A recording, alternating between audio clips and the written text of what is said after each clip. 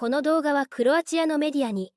ブランコ・シカティックがインタビューなどで答えた内容を動画にしています。シカティックはミルコを俺に殺せと命令しました。彼の言うことは間違いない。初代 K1 グランプリチャンピオン。1993年4月30日、第1回 K1 グランプリが開催されました。8名の世界中から集まったキックボクサーがトーナメントで戦うイベント。7試合中5試合が KO 決着。トーナメントを制したのは当時全く無名の38歳の選手でした。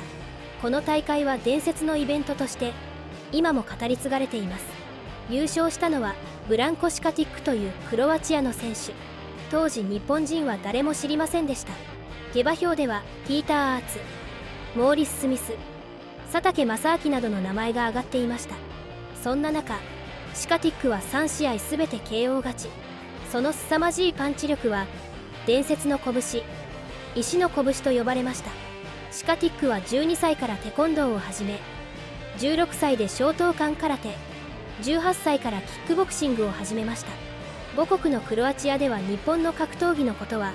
ほとんど知られていませんでしたが、異国の地でクロアチアの国旗をはためかせたシカティックは国民の偉大な英雄として称えられました。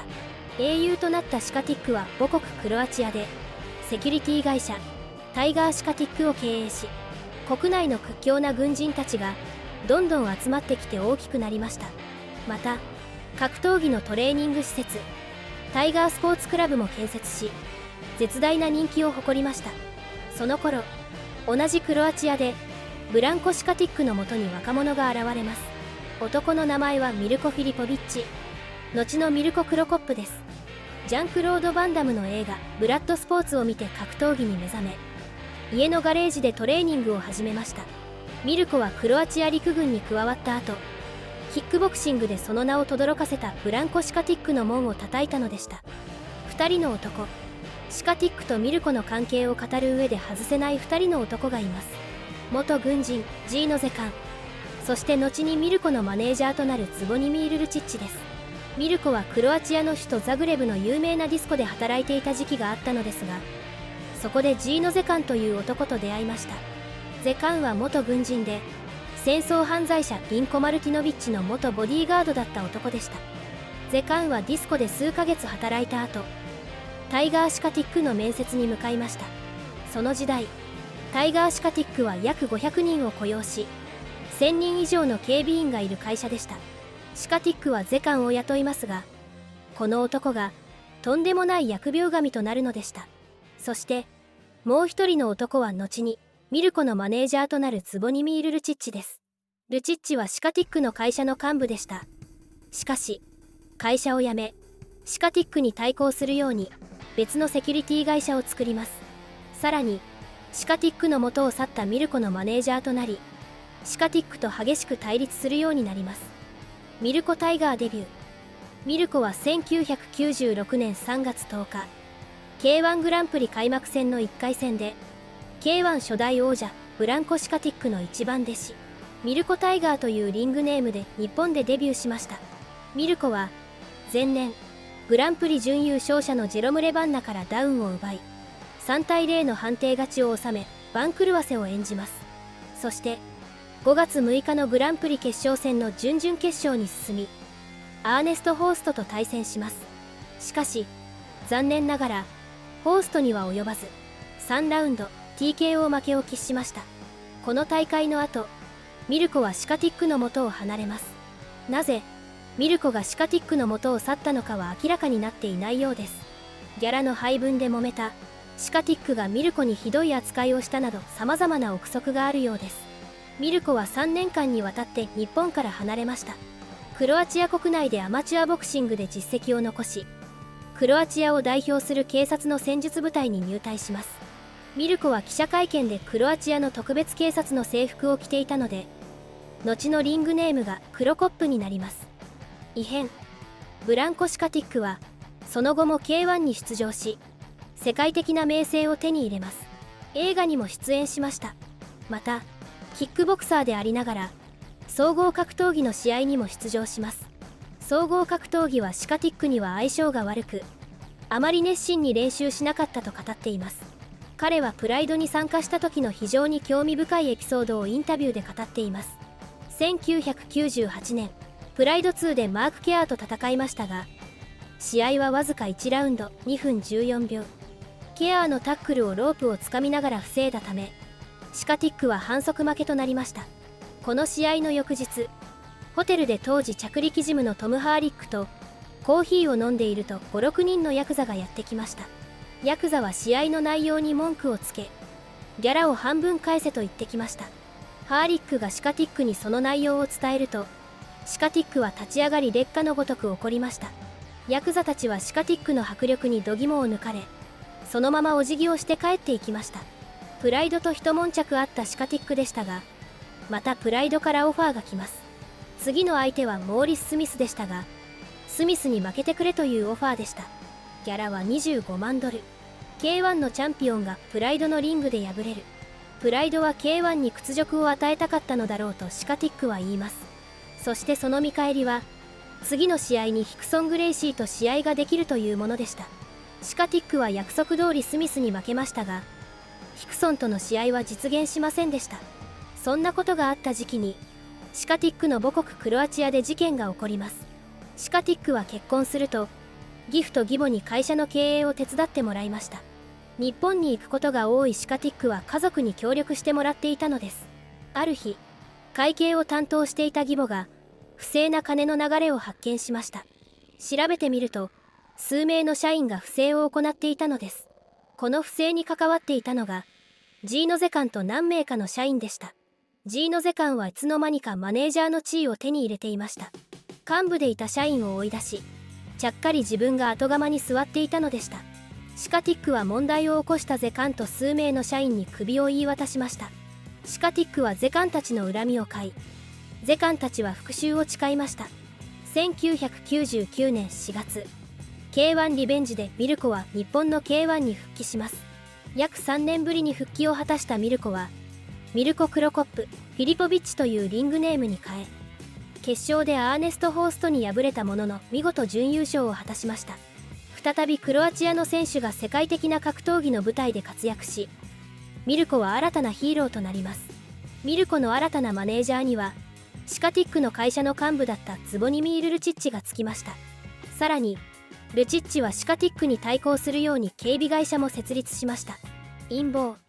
2001年5月、ザグレブ郡裁判所はブランコ・シカティックに対する捜査を開始しました。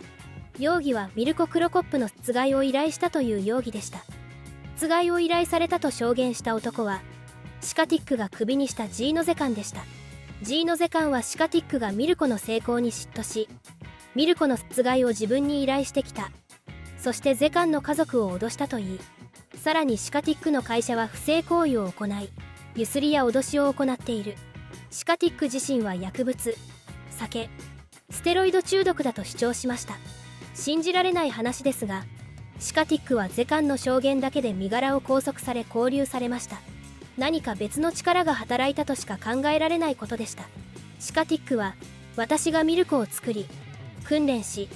後継者として日本に紹介したんだ。その男が活躍して、なぜ私が嫉妬する必要があるんだ。と、訴えましたが聞き入れられませんでした。さらにゼガンはミルコを利用します。クロアチアの日刊誌でミルコとゼカンは一緒に写真を撮り、ミルコは、ゼカンの言葉は間違いないだろうとコメントしました。この発言でブランコ・シカティックの名誉は地に落ちました。シカティックはミルコの暗殺を試みたが失敗し警察に逮捕されたと。シカティックの会社の信用は失墜し売り上げは激減。家族は犯罪者の家族と後ろ指を刺され、外に出ることができなくなりました。当時シカティックの妻は25歳で、1歳の娘がいました。毎日、新聞に載るシカティックの名前を見て暗い気持ちになりました。シカティックは当時を振り返ってこう語りました。あの事件は警察のトップ全体が間接的に関与していると思います。私が捕まったのは、おそらく2つのことが要因でしょう。一つは私の友人のタイボクシング協会の会長だったアンテゴトビナという男がいるのですが、彼はクロアチア独立戦争で重要な役割を果たした軍人なのですが、戦争犯罪の容疑がかけられ逃亡していたのです。後に無罪になるのですが、その件が関連していると思います。またミルコのマネージャーのズボニミール・ルチッチはセキュリティ会社を立ち上げていました。私たちから有利な仕事を奪いたいということで裏から手を回したのでしょう。シカティックは薬物疑惑の調査や精神鑑定を連日受け、会社の不正に関する調査も徹底的に行われました。一方ミルコは2001年8月19日 K1 と猪木軍との対抗戦で猪木軍のエース藤田和幸と総合格闘技のルールで対戦します。試合はミルコ不利が予想されましたが、ドクターストップによる TKO 勝ちを収め一躍格闘技界の中心人物となります。そして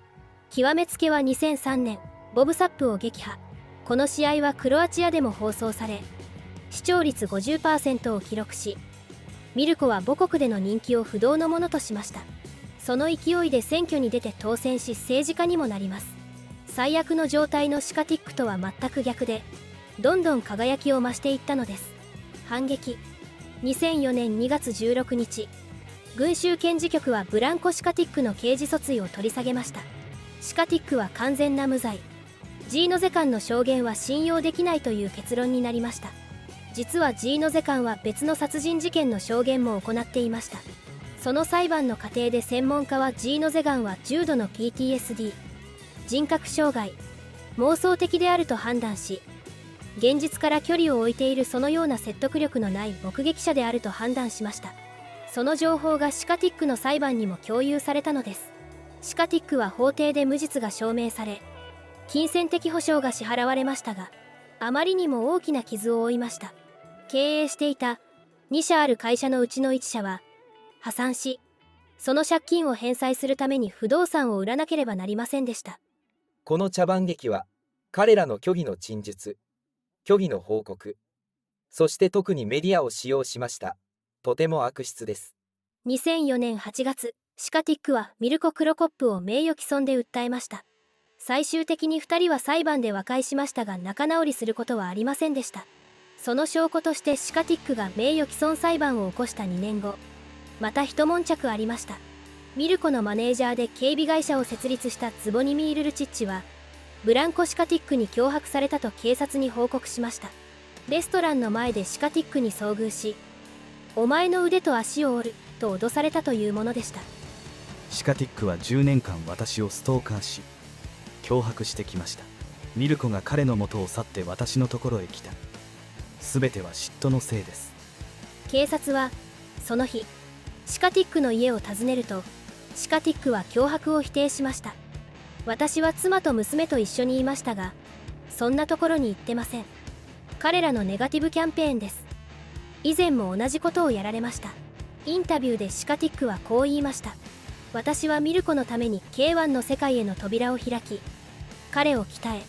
後継者として日本に連れて行きました。そんな私に彼がしたことはこういうことです。それは彼の魂の問題なので、私はそれらの議論にもう参加したくないですと語りました。時は流れて2017年、彼は K1 グランプリのために一人の若者を日本に連れて行きました。その選手は24年前のシカティックと同じように K1 で優勝したのでした。ブランコ・シカティックは2018年、肺塞栓症と敗血症のため入院、パーキンソン病も発症します。医者は家族にシカティックを老人ホームに入れることを勧めましたが、家族はシカティックを自宅でサポートすることを選びました。全盛期95キロあった体重は70キロになっていました。家族はシカティックの回復のために戦うことを誓いました。シカティックは最後まで自分のそばにいてくれた妻を称賛しました。そして2020年3月23日にソリンの自宅で亡くなりました。65歳でした。